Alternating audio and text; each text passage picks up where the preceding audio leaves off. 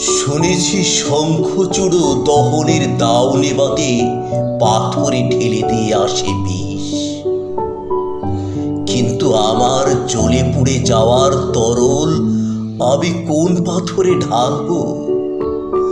আমি পাহাড়ের কাছে গেলে চমৎকার মেঘ আড়াল তুলে নিয়ে আসে, শিলাজের জলের রেখায় ঘন হয়ে আসে মধুমাসের সবুজ।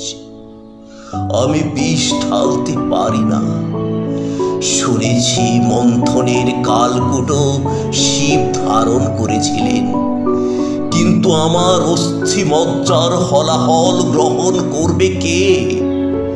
আমি নারীর কাছে গেলে শিশু তার কোল সাপটিয়ে ধরেছে, জ্বলন্ত চিতার কাঠ সরিয়ে হাসতে হাসতে ফিরে এসেছেন আমার মা।